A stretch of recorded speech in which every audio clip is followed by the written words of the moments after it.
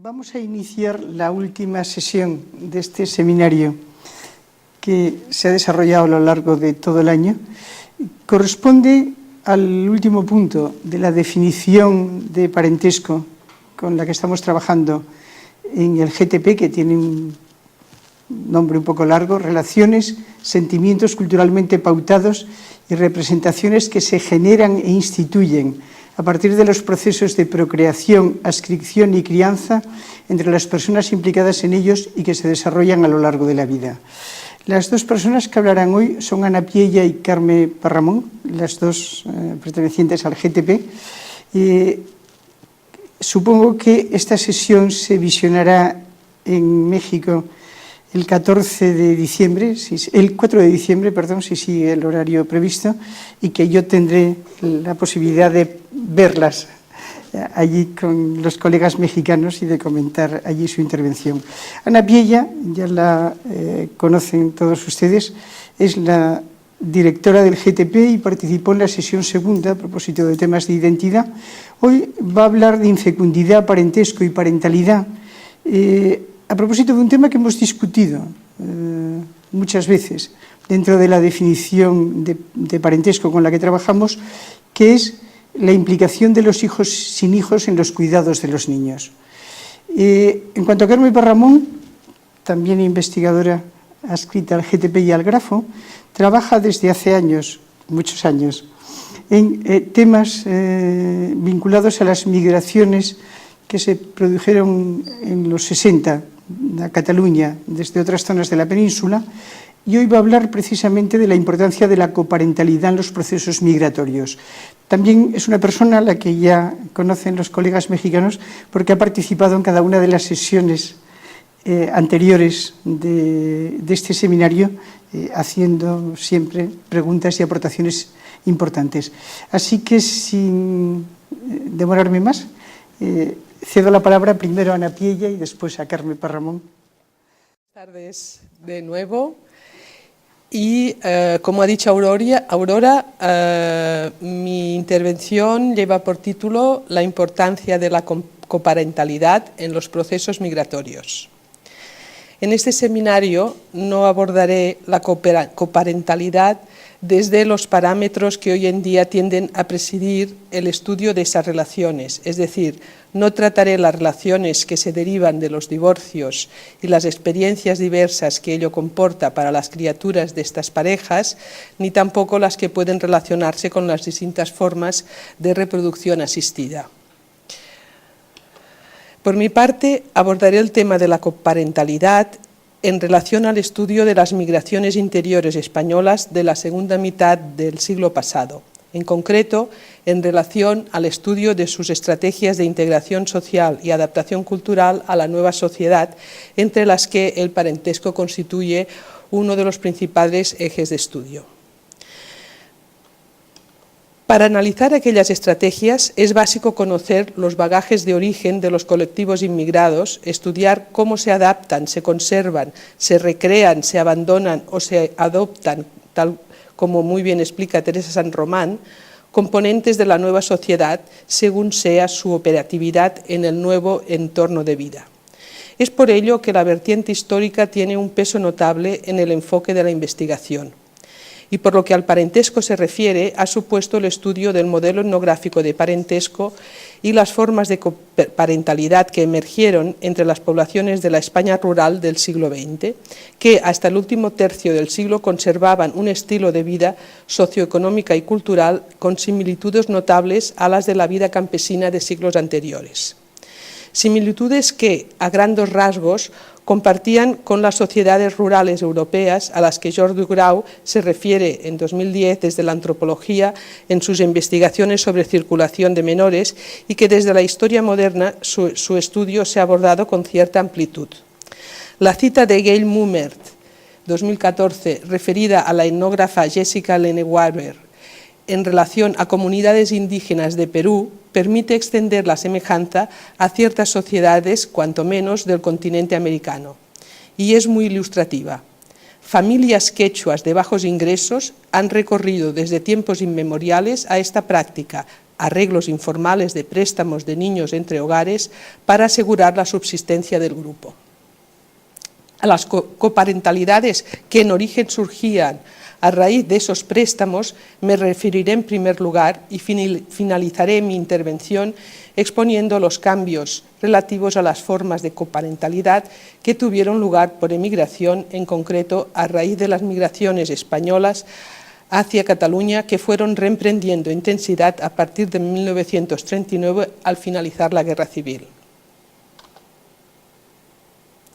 Contextualizar migraciones, en este caso las que me he referido, para ello mencionaré que una de las principales características del siglo XX español la constituyen los intensísimos movimientos migratorios que a medida que avanzó el siglo abarcaron todo el Estado y que estuvieron directamente relacionados con las decisiones sobre política agraria e industrial de los poderes políticos y económicos.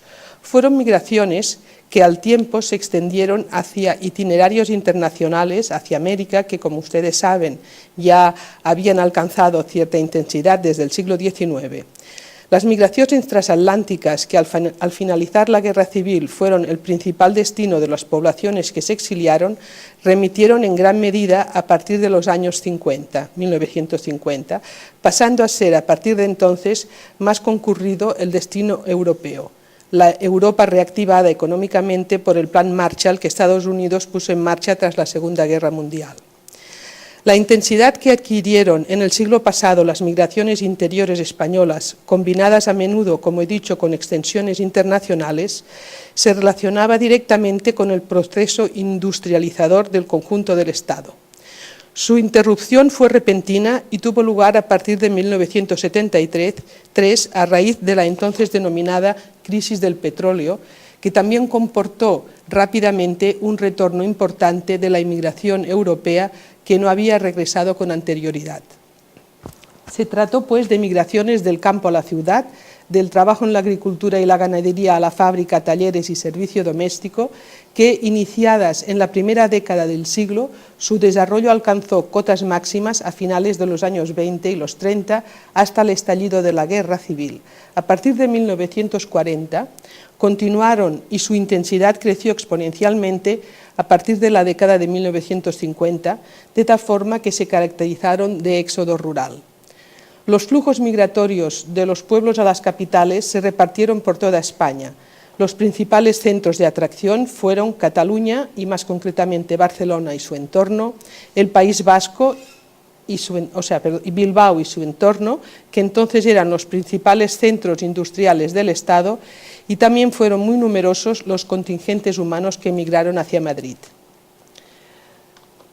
Mi línea de estudio se centra, como he dicho, en las migraciones interiores llegadas a Cataluña durante la dictadura del general Franco, 1939-1975, por lo que a la magnitud de las mismas se refiere Ana Cabré, una de las principales autoridades académicas de la materia, en 1992, es decir, previamente a la llegada actual de las migraciones de países empobrecidos a España, exponía: de los 6 millones de habitantes, 3,6 millones en Cataluña, de los 6 millones de Cataluña, 3,6 millones eran fruto directo o indirecto de la inmigración del siglo XX.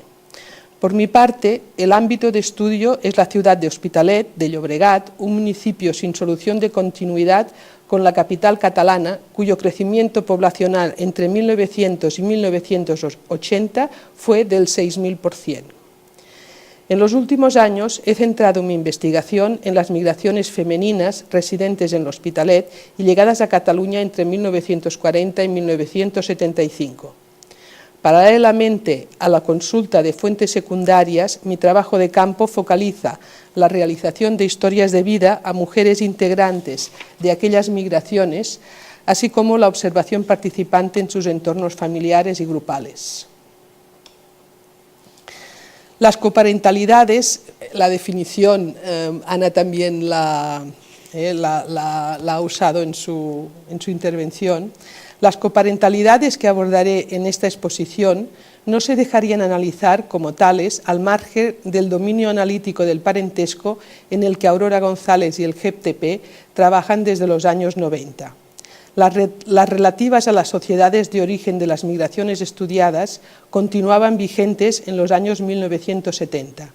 Para enmarcarlas expondré brevemente, en primer lugar, el modelo etnográfico de parentesco vigente en las sociedades de origen hasta el último tercio del siglo pasado.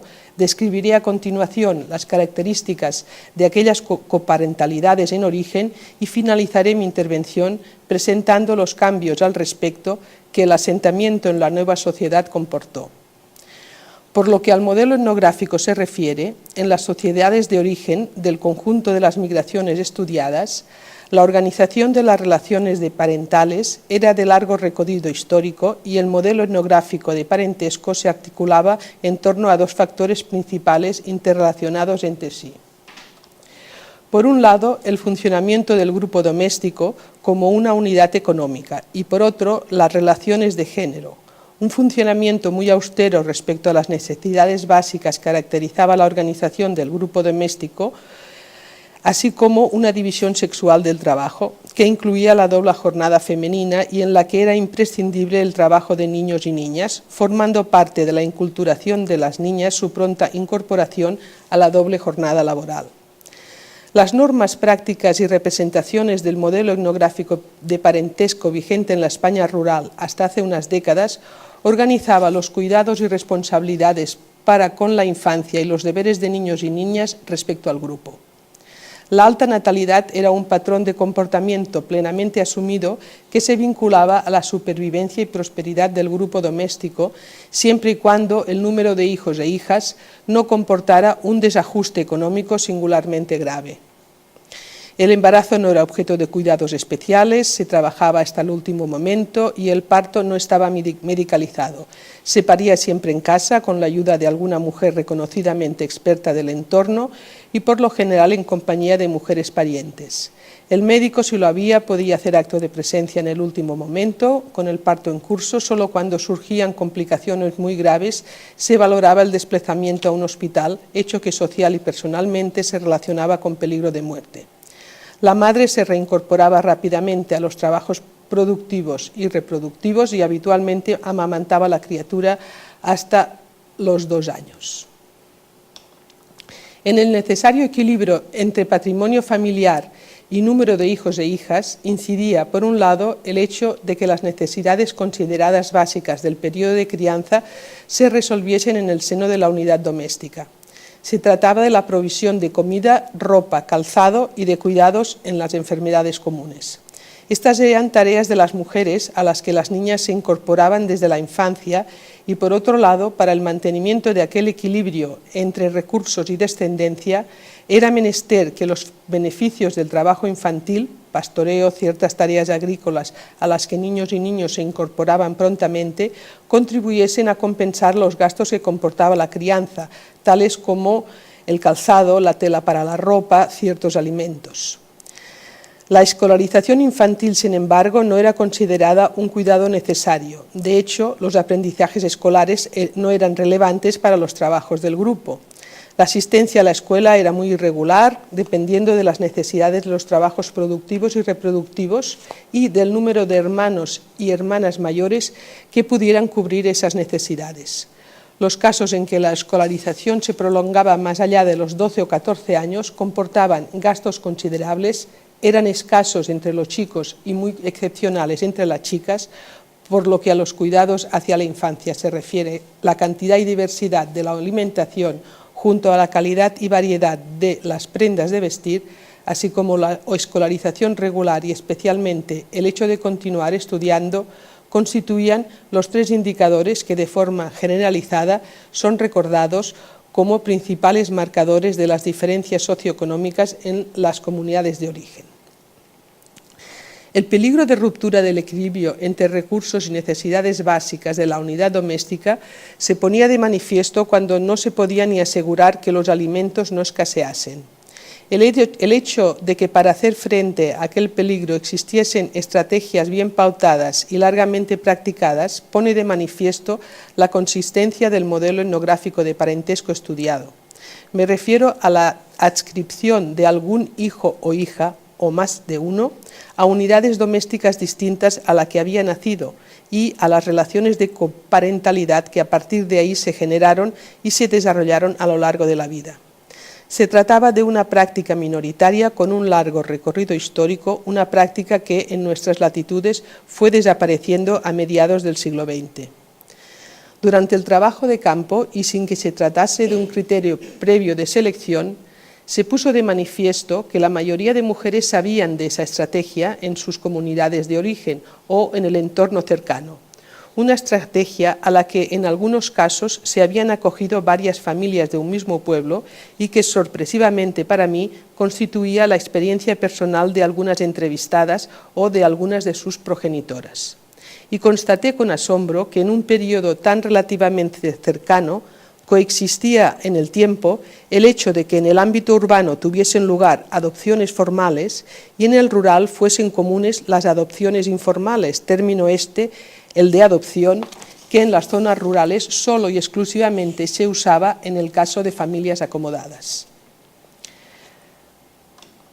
Y pasando ya a referirme a las coparentalidades en origen, a las prácticas, representaciones y sentimiento que las caracterizan, mencionar que las coparentalidades estaban directamente vinculadas a la circulación infantil y esta a su vez con la precariedad económica a la que los progenitores ya no podían hacer frente.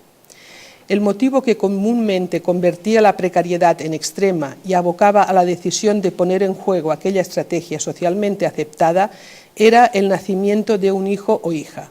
No obstante, en algunos casos, a pesar de que el alumbramiento no desestabilizase severamente la subsistencia del grupo, si generaba escenarios cuya gravedad acababa comportando la imposibilidad de asegurar la crianza de menores, en estos casos, cuando esto ocurría, acostumbraba a ser por la muerte de la madre, muy especialmente si se trataba de la madre. Y si las hijas eran demasiado pequeñas para hacerse cargo de las criaturas menores y asegurar al tiempo los trabajos reproductivos necesarios para el resto de los miembros de la familia. Tanto en unos o en unas como en otras circunstancias, la circulación infantil inauguraba procesos relacionales que con intensidades diversas configuraban coparentalidades, así como los sentimientos y representaciones que las singularizan. La adscripción de hijos o hijas a otra unidad doméstica no era objeto de formalización administrativa o jurídica alguna. Se trataba única y exclusivamente de acuerdos verbales entre los progenitores y las personas a las que se les proponían recibirlas, tal y como recordaba esta anciana. El otro día dieron un programa de los hijos adoptados y salta mi madre. La madre no es la anciana, o sea, la que habla no es la anciana. Salta mi madre con 94 años y me dice, pues yo soy hija adoptada, sin papeles y sin nada, pero yo fui hija adoptada, porque a mí me dieron. Esto se hacía, sí, y si tenías muchos hijos, y otra no tenía ninguno, o podía mantenerlos mejor, sí, y se los daban. Partiendo de que las necesidades básicas de su hijo o hija estuviesen bien cubiertas entre los criterios de elección de los progenitores biológicos, para ello incidía especialmente, o en ello, el hecho de conocer suficientemente a quienes se les cederían para poder confiar en que estarían bien cuidados, deseo que se relacionaba con la poca o nula descendencia. En base a estas condiciones, por lo general, no se primaban las familias acomodadas. Al tiempo, padre y madre debían decidir sobre otra elección. ¿A qué menor cedían? Sabedores de las necesidades de la posible familia de acogida, las razones, entre otras, tendían a relacionarse con las capacidades físicas para asumir trabajos de cierta dureza, también en el caso de las niñas, o con la destreza para realizar otros. Los motivos más internos estaban en la línea de características tales como la edad, por supuesto, la voracidad del o de la menor relativa a la comida. Muy a menudo, o sea, estas características, digamos, dependían ya de las características de una familia de un hijo o una hija. Las más generales, pues eran para todos los casos o la mayoría de los casos en que se tenía que ceder una criatura. Muy a menudo Era la madre la que iniciaba las conversaciones para tantear la opinión de la que ejercería futuras funciones maternas. La opción claramente preferente era alguna de sus hermanas u otras parientes femeninas, siempre y cuando las condiciones económicas de sus unidades domésticas se lo permitiesen, circunstancia esta que también tendía a relacionarse con el hecho de que no tuviera poca o ninguna descendencia.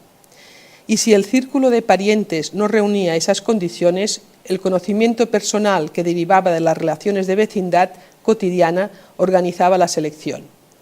Guy Mummer informa de que los miembros de las familias mexicanas emigrados a Estados Unidos, abuela y tía maternas, también son consideradas cuidadoras ideales de la descendencia, que en su caso permanece en origen, y explica que esa idoneidad se relaciona con los lazos consanguíneos que las vinculan con la madre y el menor, y con la ideología de género que supone que tratarán amorosamente a los hijos. Ciertamente, nuestras representaciones culturales también atribuyen cualidades extrabiológicas a los flujos corporales, pero, en mi opinión, no puede ignorarse el peso de la opinión pública, el qué dirán si rechazo ayudar a mi hermana. Y por otro lado, quisiera apuntar que el hecho de confiar en los sentimientos amorosos femeninos hacia las criaturas no sería tanto, a mi entender, un supuesto sin más de la ideología de género, sino el reconocimiento de una cualidad que es más propiamente femenina y que puede relacionarse con la enculturación y socialización seculares de las niñas al respecto y, en consecuencia, con las prácticas femeninas relativas a las tareas de cuidados que constituyen ejes básicos de la historia de las mujeres, y ello sin ignorar, por supuesto, a las mujeres que no participan de esta empatía. Salvo en el caso de defunción de la madre en el parto, las criaturas no eran cedidas antes de los 3 o 4 o 5 años, quizás en relación con la lactancia y debido a la mayor cercanía del tiempo en que podían empezar a ser útiles en el nuevo hogar. Tanto si se trataba o no de parientes biológicos, la nueva residencia infantil formaba parte del entorno de la criatura. Ella ya conocía a la criatura, y ello comportaba que las relaciones con su familia de nacimiento no desapareciesen, sino que incluso pudiesen ser cotidianas si se trataba del mismo pueblo o aldea.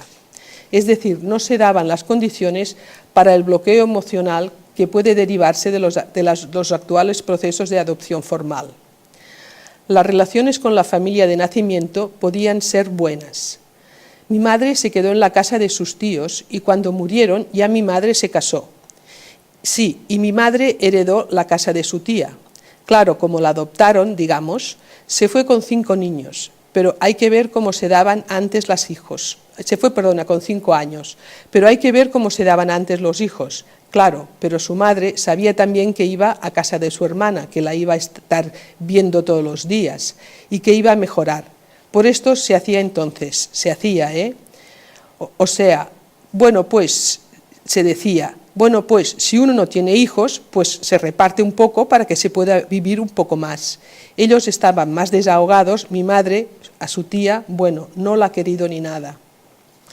Esta mujer se sintió siempre querida por sus 2 familias, pudo ir a la escuela y aprendió a leer y escribir, combinando el trabajo en el campo con la lectura, que era una de sus grandes aficiones, y a la entrevistada, es decir, a su hija, le puso el nombre de su madre adoptiva.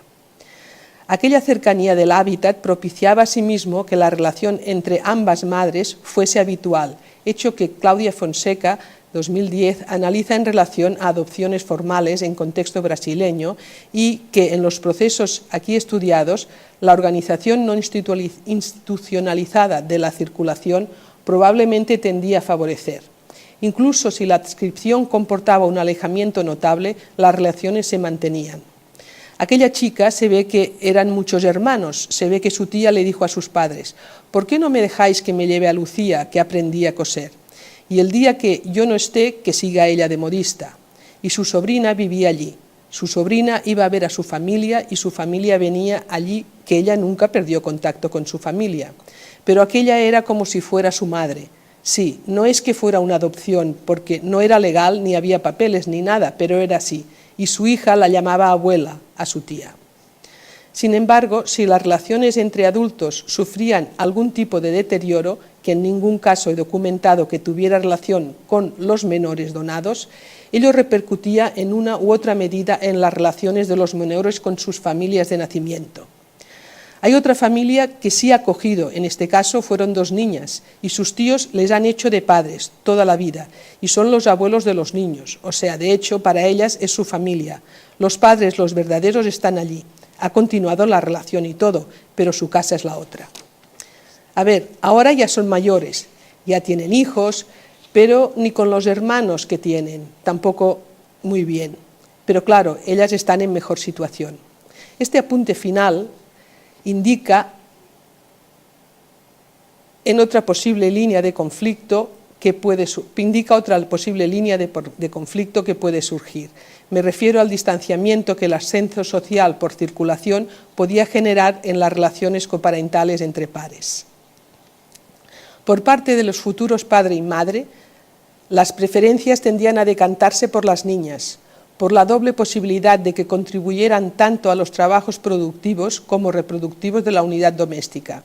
Ello no quita que también incidieran en esa preferencia ciertas representaciones, en particular de la futura madre, relativas a cualidades amorosas atribuidas a las niñas, así como a proyecciones de posibles buenos cuidados en la vejez, especialmente si no había hijas en la nueva unidad doméstica, atribuidas especialmente a las niñas.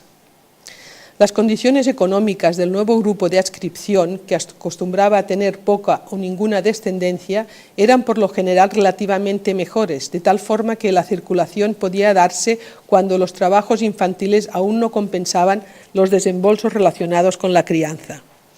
A menudo esa mejoría económica se traducía en mejor comida y vestido, menos habitualmente en una escolarización más regular y en algún caso se relacionaba con la continuidad de los estudios. Los progenitores biológicos no se planteaban la recuperación de su hijo o hija, como he expuesto. No tendía a producirse ruptura de las relaciones, hecho que, como he dicho, la cercanía favorecía. Sin embargo, puede apuntarse que el retorno a la unidad doméstica de nacimiento sí podía hacerse efectiva por parte de los menores que habían circulado. Solo he documentado 2 casos en el trabajo de campo que así lo sugieren, ambos de niñas originarias de zonas muy distintas de la península, Andalucía y Galicia, adscritas a parientes maternas. En caso de poderse contrastar en mayor medida, sería plausible plantearse que la decisión de adscribir a una o varias criaturas a otras unidades domésticas podría crear situaciones de corresidencia alternada, tal y como ocurría en uno de los 2 casos, corresidencia vinculada a los deseos, en este caso de una niña. Solo lo menciono sin describirlo porque me ha llamado especialmente la atención que se pusiera de manifiesto el respeto de las personas adultas implicadas hacia los deseos de la menor, que podían plasmarse porque la circulación era ajena al ámbito jurídico, y quizás la comprensión de esa libertad infantil pudiera atribuirse al dolor que la necesaria circulación de un hijo o hija acostumbraba a acompañar a la madre biológica. El retorno en edades jóvenes se recuerda con mayor frecuencia. Ha habido de todo, ha habido que se los han pasado y que se los han quedado, allí para siempre.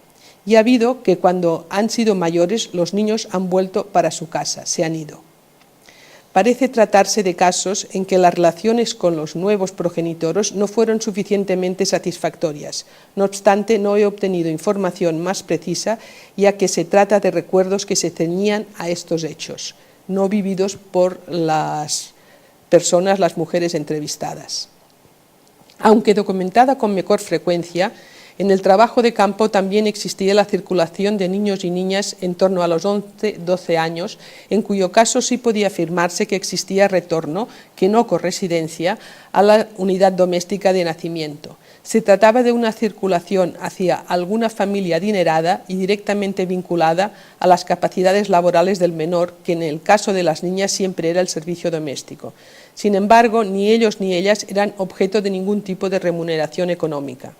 En estos casos, los réditos de sus trabajos compensaban al alza los gastos de manutención y vestido, y sus situaciones en la nueva unidad doméstica podían asimilarse a la de un trabajador agrícola o una sirvienta. No es de extrañar que los progenitores biológicos consideraran que por mucho que dejaran de pasar hambre, su hijo o hija serían tratados como personal de servidumbre y poco más.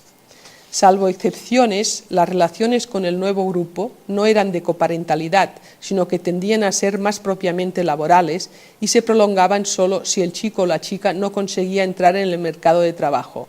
En cambio, si encontraba un trabajo remunerado, en la medida en que ya podía contribuir económicamente a las necesidades del grupo de nacimiento, se daban casos en que retornaba a él, otros en que emigraba.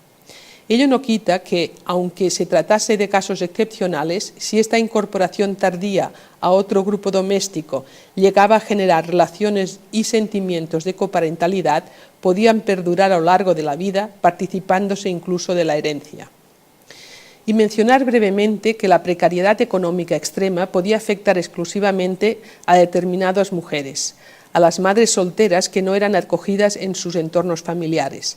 Tampoco en estas circunstancias tendían a emerger relaciones coparentales a raíz de la circulación de los menores sin padre. La estigmatización social al respecto era bien conocida y las jóvenes cuyo embarazo no era asumido por su pareja, a poco que pudieran, emigraban. En cambio, si en el nuevo hogar niños y niñas recuerdan haber sido bien cuidados y queridos, por lo general las relaciones de estas relaciones se mantenían a lo largo de la vida. Ello no quita que en algunos casos los menores puedan recordarse llorando, a menudo durante los primeros tiempos de convivencia con la nueva familia. Y a pesar de que, como he dicho, no padeciesen el bloqueo emocional que probablemente se hubiese derivado a los 3, 4 o más años, de cortar a esas edades todo tipo de relaciones con su familia de nacimiento, en el terreno de los sentimientos más íntimos, los menores sí podían preguntarse por qué había sido él o ella la escogida para tener que abandonar el hogar de nacimiento y no otra de sus hermanas o hermanos. Estos son recuerdos que las mujeres que habían circulado de pequeñas tenían, ¿no? Las representaciones culturales que sintetiza esta sentencia aplicable a distintos tipos de relaciones interpersonales, madre solo hay una y a ti te encontré en la calle, orientan sobre algunos elementos del trasfondo sentimental que movilizaba aquel interrogante. No obstante, la continuidad de las relaciones con el hogar de nacimiento podían mitigar los sentimientos dolorosos, tal y como, en mi opinión, pondría de manifiesto recuerdos tales como «es que yo era la más comilona y claro, como no había», recuerdos que incluso permitirían presuponer que aquel porqué de la elección hubiera sido motivo de conversación de los progenitores biológicos con los menores o incluso quizás con los de acogida, o simplemente el niño o la niña había escuchado conversaciones entre adultos al respecto. Es interesante constatar que aquellos interrogantes no formaban parte del bagaje sentimental de las criaturas que habían circulado a raíz de la muerte de su madre. En los casos en que las relaciones coparentales se mantuvieron o mantienen de forma satisfactoria, se valoran especialmente los aprendizajes, los modos de comportamiento, las oportunidades, los modelos de comportamiento, las oportunidades, las ayudas económicas, los cuidados y estimación recibidos en la infancia, adolescencia, juventud, es decir, hasta la madurez social, así como en circunstancias posteriores de grandes cambios de sus vidas, tal y como comporta el hecho de emigrar. Ello pone de manifiesto que, dada la potencia de nuestras representaciones culturales relativas a los lazos atribuidos a la sangre, el conjunto de cuidados que en nuestra cultura conforman las representaciones culturales sobre lo que se entiende por ser un buen padre o una buena madre, se sobrevaloran de forma recurrente en el caso del parentesco social.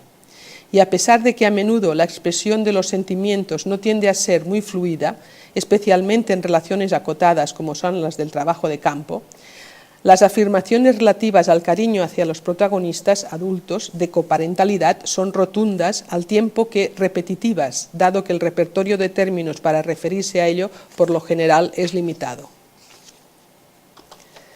Sin embargo, los términos con los que nombrar al padre y la madre que acogen constituyen un problema no resuelto.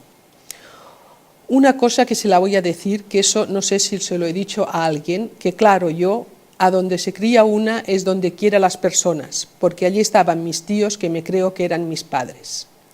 En mi opinión, esta cita, por un lado, es una buena síntesis de la definición académica de parentesco social, ya que declara sin ambages que a raíz de haberla criado, los sentimientos que la unían a sus tíos eran los que se atribuyen a un padre y una madre biológicos, y los nombra como tales sin paliativos. Y por otro lado, la confidencialidad con que se introduce el hecho de nombrar, de atreverse a nombrar sin encubrimiento alguno la experiencia de parentesco social, sugiere la transgresión que supone poner públicamente en juego esa concepción del parentesco. Es decir, referirse abiertamente a ellos, nombrándoles madre y padre, supondría poner en cuestión la concepción tradicional del parentesco y de ahí las bases de uno de los pilares en torno a los que se erige nuestra organización social. El adverbio como, que en sentido comparativo comunica idea de equivalencia, de semejanza, es con el que se sortea de forma generalizada aquella transgresión sociocultural. Las expresiones «era como una madre para ella», «era como su madre», refiriéndose a alguien conocido, o «para mí fue como una verdadera madre», cuando se trataba de la prensa de la propia experiencia, son las que se usan en todos los casos y mediante el adverbio como puede expresarse que a pesar de que no existiese relación biológica, la mejor forma de definir la manera de vivir y sentir aquella relación era el vocablo madre. La ambigüedad subyacente resguarda unos sentimientos que no pueden expresarse libremente. En cambio, a los hermanos y hermanas no biológicos puede nombrárseles indistintamente anteponiendo o sin anteponer el paliativo como. Es probable que ello se relacione con la carga de profundidad que puede caracterizar los sentimientos generados en torno a la figura de la madre cuidadora y el profundo calado de las representaciones al respecto. Las relaciones y sentimientos, así como las representaciones relativas a la hermandad, presentan otros atributos. Por lo que a nombrar la ascripción infantil se refiere, la acción se conceptualiza como una donación. No existe intercambio que compense la donación hacia quienes son los donantes, ni por su parte otras condiciones específicas más allá de que se asegure la subsistencia del hijo o hija.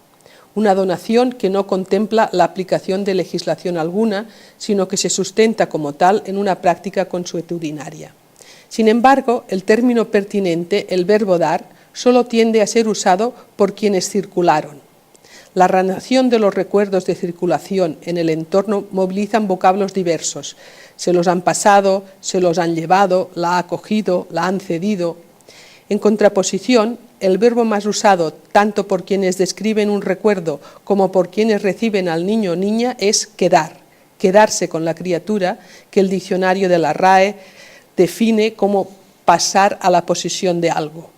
No obstante, ya he referido que en casos excepcionales, si se trataba de menores y más frecuentemente si eran adolescentes, la donación podía ser reversible, si así lo deseaba el chico o la chica. Tías convertidas en madres, vecinas convertidas en madres, y la lista podría seguir. Deberíamos hablar de las madres y no de la madre, afirma Anne Cadoret en 2010, tras haber analizado las prácticas relativas a las distintas formas posibles de maternidad hoy en día. Y a continuación cita a Nicole Claude Mathieu en relación a las representaciones relativas a la madre para poner de manifiesto que la representación dominante de la maternidad focaliza a la madre como lugar psicobiológico para la criatura y de esta forma la madre ha sido construida como objeto que hace la criatura frente a las funciones de la madre como sujeto social. La donación de hijos o hijas que en determinadas circunstancias las madres de las comunidades rurales estudiadas se veían obligadas a llevar a cabo, ponía en juego sus funciones de madre como sujeto social, un sujeto social que primaba la subsistencia de toda su descendencia a pesar del sufrimiento que ello pudiera conllevarle.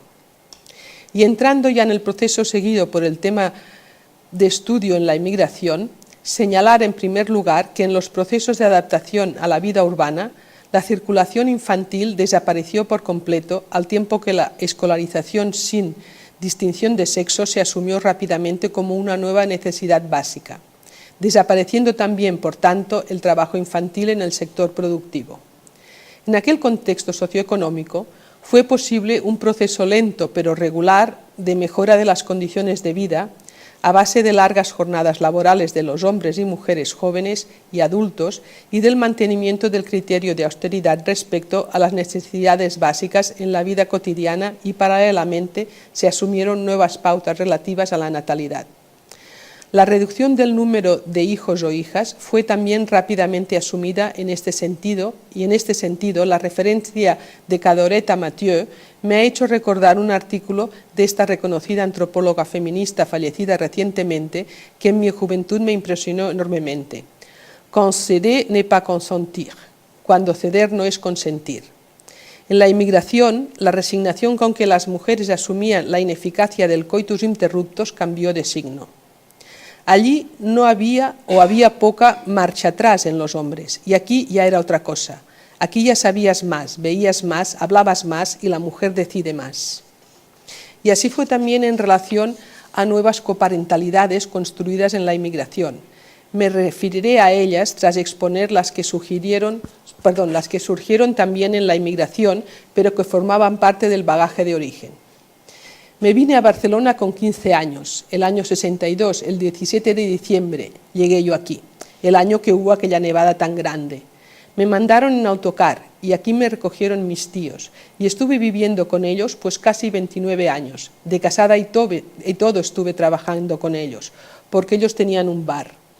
Estuve en la cocina con mi tía, estuve despachando, estuve en todos los sitios con ellos. Ella era hermana de mi padre. Me casé estando con ellos, como si fuera una hija. Ellos me dieron la entrada del piso como si fuera su hija. Ellos tenían una hija nada más. Somos como hermanas. Nos criamos como si fuéramos hermanas. Yo tuve mis 2 hijos y se criaron juntos, los de mi prima y los míos. Criamos a los 4 juntos allí en el bar, entre las 2. Las migraciones objeto de estudio fueron por lo general migraciones familiares y fueron minoritarias las que a la inmigración de un joven o una joven que podía recurrir al apoyo inicial de familiares que le habían precedido no le siguieran sus padres y hermanos menores. Consecuentemente, las coparentalidades de características similares a las practicadas en origen fueron minoritarias en la inmigración. No obstante, no quisiera dejar de mencionar otro pequeño fragmento del relato de otra joven que llegó de recién casada, porque ilustra por un lado cómo en la inmigración pueden convertirse en realidad las representaciones relativas a las relaciones materno-filiales. Lo daba todo, por ejemplo. Y por otro lado, el hecho de que use como baremo la muerte como máximo exponente para contribuir a comunicar la veracidad de unos sentimientos que quizás no tienden a ser suficientemente comprendidos. A mí me marcó mucho mi tía, esta que nos fuimos a vivir a su casa, porque fue para mí como una verdadera madre, porque cuando yo me vine tenía 20 años. Era una persona fantástica y me marcó mucho. Cuando murió, me marcó mucho más cuando murió ella que cuando murió mi padre y mi madre. Había convivido además con mucho cariño y no sé cómo explicarme, era una persona que lo daba todo. Estos 2 ejemplos de coparentalidad en la inmigración relacionan origen y destino, no solo porque constituyen un ejemplo del mantenimiento de ciertos componentes del bagaje de origen, sino porque antes de emigrar ambas madres sociales, es decir, tías convertidas en madres, con una u otra intensidad debieron muy probablemente formar parte en alguna medida del círculo de la crianza infantil de ambas jóvenes. No obstante, a lo largo de los recuerdos relativos a este tema, no hubo referencia alguna a que durante su infancia hubiese existido alguna relación singular relativa a la crianza con las hermanas de sus madres biológicas. Y considerar que las relaciones que se recrean a los 14 y especialmente a los 20 años son relaciones de crianzas, es quizás llevar al límite la definición de parentesco social. Duda que se intensifica si tenemos en cuenta que poco o nada tienen que ver los 14 o 20 años de nuestros días con esas edades en origen. Estaríamos, pues, ante una cierta anomalía al incluir estas relaciones en el dominio del parentesco. Las experiencias de coparentalidad que expongo a continuación ya ultrapasan este hipotético límite. Se trata de un tipo de coparentalidad que, como se ha anunciado, se construye en la nueva sociedad, respondiendo, eso sí, a una nueva necesidad ineludible relacionada en este caso con los tiempos femeninos, pero sin que le anteceda vinculación alguna con relaciones infantiles ni juveniles entre las que la protagonizan. Como es bien sabido, en la inmigración, las relaciones de vecindad adquieren de forma muy generalizada una importancia genuina. En la medida en que otros tipos de redes sociales están por construir y las familiares por vínculo biológico pueden ser débiles o incluso inexistentes. Las vecinas, entonces, que muy a menudo se encontraban en una situación similar, pasan a ser puntos de referencia cotidianos fundamentales, tanto para pequeñas minucias como para pedir que se asuma por unas horas el cuidado de un recién nacido debido a una urgencia sobrevenida. Si esta relación prospera en el terreno de la confianza mutua y las coayudas se intensifican, la relación va adquiriendo características que sobrepasan las atribuidas a la vecindad. Para expresar con precisión los sentimientos generados, se recurre a términos del parentesco biológico. Las ayudas en el ejercicio de las responsabilidades femeninas relativas a los cuidados de crianza adquieren en la inmigración una significación singular, tal y como esta mujer expresa con claridad. Yo ya estaba embarazada, pero aún estuve cosiendo, incluso le hacía yo la ropita para el bebé. Ella me cortaba las cosas y yo se las cosía. Le hacía las puntitas, le hacía todo. Seguí cosiendo casi hasta que nació. Luego ya cuando nació me llevaba todo el tiempo el niño, no tenía tiempo para nada. Yo no he visto nunca cómo me quitaba tanto tiempo una criatura. ¿Qué te hacías? Un lío con aquella cosa, con la otra, y luego no tenías, yo qué sé, ni madre, ni tenías a alguien, ni hermanos, ni nadie. Ella era más mayor y bueno, pues era una persona como, qué sé yo, era muy abierta para la gente, además era muy capaz para todo. Yo cualquier cosilla que le pasaba al niño, siempre le preguntaba a ella sí, y sí, muy bien, me fue. Era, como ya te digo, como una hermana grande, y con esta chica tengo relación todavía, sí, porque nos llevamos bien. Mi abuela hubiese dicho con esta chica de mi edad. Muchísimas mujeres emigraban con hijos menores y las tareas derivadas de su escolarización, desde llevarles o recogerles del colegio a cuidar a la que por enfermedad no podía asistir a clase, podían ser tareas no compaginables con los horarios de trabajo femeninos que, a pesar de haberse adaptado al máximo el ciclo de cuidados que comporta a la maternidad, a ellos no permitían llegar a todas partes, como diríamos popularmente. En este tipo de circunstancias también surgieron coparentalidades de hermandad que como tales han perdurado a lo largo de la vida. Ciertamente, las coparentalidades que surgen entre las migraciones estudiadas en la sociedad de asentamiento presentan características recurrentes, se relacionan directamente con procesos de crianza y con mayor o menor intensidad perduran a lo largo de la vida. Sin embargo, aquellas coparentalidades que conservan características similares a las conocidas en origen tienen lugar a edades que no se corresponden con las propias de la crianza, y las coparentalidades que se generan sin relación con las experiencias respecto a los cuidados en origen, se configuran entre mujeres que entre ellas no tuvieron relación alguna antes de ser adultas, siendo el hecho de compartir aspectos relevantes de la crianza de sus menores dependientes el marco que contribuye decisivamente a que entre ellas emerjan relaciones coparentales. Desde la definición de parentesco desde la que trabajamos, estas coparentalidades presentan ciertas anomalías para ser consideradas como tales. Me refiero al hecho de que se trata de experiencias de coparentalidad que no se generan en torno a la procreación y a la crianza en edades infantiles. Sin embargo, desde la experiencia propia, es al parentesco al que se requiere para poder dar cuenta de ellas. Y desde luego, es en torno a relaciones de crianza que se proyectan estas traslaciones de figuras parentales para poder nombrar las nuevas relaciones que, como he dicho, perduran a lo largo de la vida. El hecho es que, en contextos inmigratorios, la crianza compartida puede generar entre las personas adultas que la compaginan sentimientos y representaciones propios del parentesco, y por otro lado que en esos mismos contextos puede variar las franjas de edad relativas a los sentimientos que emergen durante la crianza. A mi entender, las condiciones de vida que caracterizan el primer periodo de inmigración configuran un contexto especialmente propicio para que surjan los tipos de coparentalidades expuestos. No son baladíes los cuidados relativos a sus menores que compaginan mujeres adultas, ya que sin esa corresponsabilidad peligrarían ciertos cuidados básicos de la crianza. Ni tampoco son intrascendentes los cuidados y atenciones más propios del periodo de crianza que contribuyen a facilitar la adaptación a la nueva sociedad de inmigrantes jóvenes.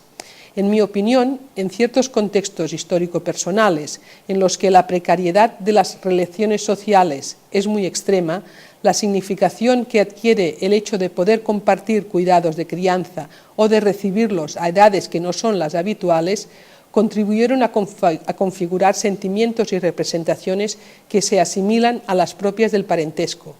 Y para nombrarlos se seleccionan en un caso el tipo de relaciones entre pares que designa la hermandad y en el otro las correspondientes a la maternidad.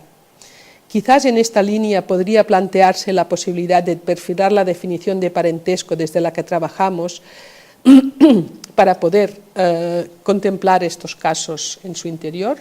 Muchas gracias. Muchas gracias, Carme, por esta exposición y por el tema que va enlazando cosas que se han dicho hoy, pero también sesiones anteriores.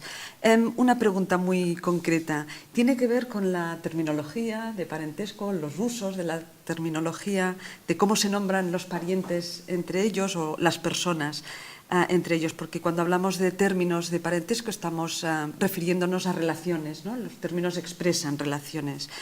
Y entonces, cuando has hablado de cómo nombrar al padre o a la madre social, es decir, al padre o a la madre que ha criado a una persona, a otra persona, y decías como una madre, ¿no? El como sí, es como una hermana, como una madre, etc. Me ha parecido, de todas formas, que era, tal como aparecía en las expresiones de las propias personas, que era como una madre para mí o era como una hermana para mí, para referirse a esa relación ante terceras personas. Pero, ¿cómo llamaban directamente a la pariente que les había criado? Es decir, ¿le decían madre o decían tía? ¿Le decían hermana o decían prima? Gracias.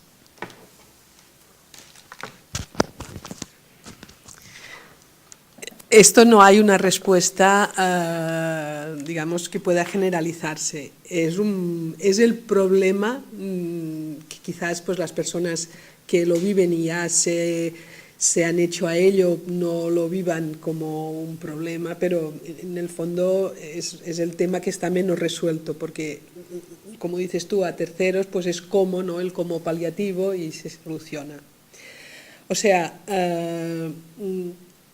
la mujer que, para referirme a las citas, la mujer que llegó con 14 años y su tía y su tío tenían un bar y tal, etcétera, etcétera, esta mujer llamaba tía a su tía, o sea, no había ningún otro tipo. Lo que pasa es que ella se considera a sí misma como una hija, digamos, ¿no? Por tanto, ella no verbaliza en ningún momento, ni preguntada sobre el tema, era mi tía y yo la llamaba tía, ¿no?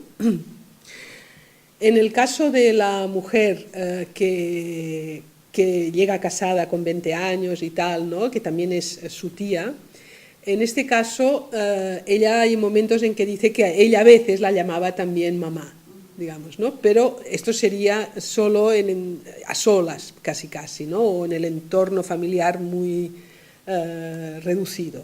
Si no, no sé. En cambio, hermano, hermana, sí que hay otras citas que había preparado, pero es que se hacía demasiado largo, que lo de hermano, hermana, o sea, se puede decir. A veces, según la relación o confianza que tengas y el conocimiento que la otra persona tenga de tu historia, puedes decir mi hermana, ¿no? O mi hermano. Si no hay mucha relación, o la otra, entonces es como si fuera un hermano, como mi hermano, ¿no? O sea...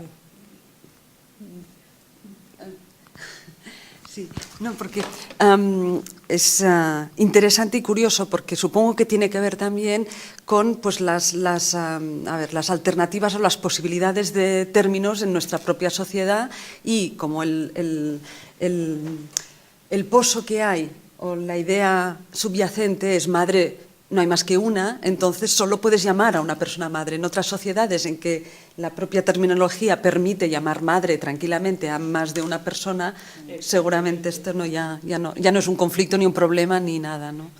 Y la cita esta que algunas ya habíais oído en alguna otra ocasión, de que lo digo pero solo, no lo he dicho, no sé, tal, etcétera, y yo me creo que mis tíos eran mi padre y mi madre. O sea, en esto, dicho como ella lo dice, bueno, yo no he encontrado otro caso con la claridad que lo dice, y es perfectamente consciente de lo que tú estás planteando, ¿no? Los términos existen, el problema es usarlos. Y claro, desde, no sé, nuestras concepciones en torno al tema y tal, pues, o sea, las representaciones en torno a lo que es la paternidad y lo que es la maternidad, pues son muy potentes. Y entonces, claro, o sea, encontrar otro vocablo nunca representará lo mismo, ¿no? Bueno, da igual, ¿eh? No sé. No, dos cuestiones. Una, cuando hablabas de la coparentalidad en origen, decías que cuando se emplazaba un niño con otra familia o se daba a un niño, preferían que no fuera una familia muy acomodada. Sí. Supongo que porque allí el riesgo de que actuara como sirvienta era mayor, ¿no? Exactamente. Pero la otra cuestión que no vamos a poder resolver ahora, por lo menos no grabando por falta de tiempo, es lo que planteabas de las situaciones de migración de estas personas, como la tía que hacía el papel de la madre o la vecina que hacía el papel de la hermana.